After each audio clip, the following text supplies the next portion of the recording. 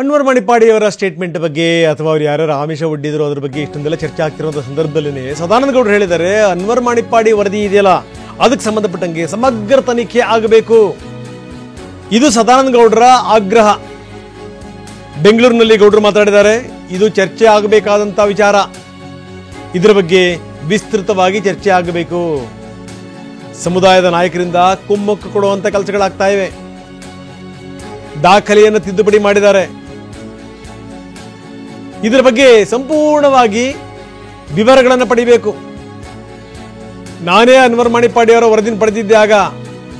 ಇವತ್ತು ಈ ಚರ್ಚೆ ಬೇರೆ ಸ್ವರೂಪ ಪಡಿತಾ ಇದೆ. ಹಂಗಾಗಬಾರ್ದು.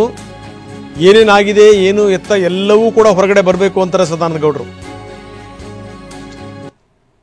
ಪ್ರಾಯಶಃ ಅನ್ವರ್ ಮಾಣಿಪ್ಪಾಡಿ ಅವರು ಮೈನಾರಿಟಿ ಕಮಿಷನ್ನ ಅಧ್ಯಕ್ಷರಾಗಿ ಅವರು ರಿಪೋರ್ಟ್ಗಳನ್ನು ಮಾಡುವಂಥ ಸಂದರ್ಭ ನಾನು ಮುಖ್ಯಮಂತ್ರಿ ಆಗಿದ್ದೆ.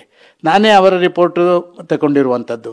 ಸದಾಶಿವ ಆಯೋಗದ ವರದಿಯು ನಾನೇ ತಗೊಂಡು ಇವತ್ತು 2 ಜ್ವಲಂತ ಏನು ಸಮಸ್ಯೆಗಳಿರುವಂಥ 2 ರಿಪೋರ್ಟ್ಗಳನ್ನು ಕೂಡ ನಾನೇ ತಗೊಂಡಿರುವಂಥದ್ದು. ಹಲವಾರು ಒತ್ತಡಗಳಿತ್ತು, ಅದನ್ನು ಆ ಸಂದರ್ಭದಲ್ಲಿ ಸ್ವಲ್ಪ ಡಿಲೇ ಮಾಡಿ ಆದರೆ ಸಾಮಾಜಿಕ ವ್ಯವಸ್ಥೆಗೆ ಹೊಸ ದಿಕ್ಕನ್ನು ಕೊಡಬಲ್ಲಂಥ ಆ ಕೆಲಸ ಆಗಬೇಕು ಅಂತ ಹೇಳಿದರೆ ಹಲವಾರು ಸಾಮಾಜಿಕ ಅವ್ಯವಸ್ಥೆಗಳನ್ನು ಸರಿದೂಗಿಸುವಂಥ ಕೆಲಸ ಕಾರ್ಯಗಳನ್ನು ಆಗಬೇಕು.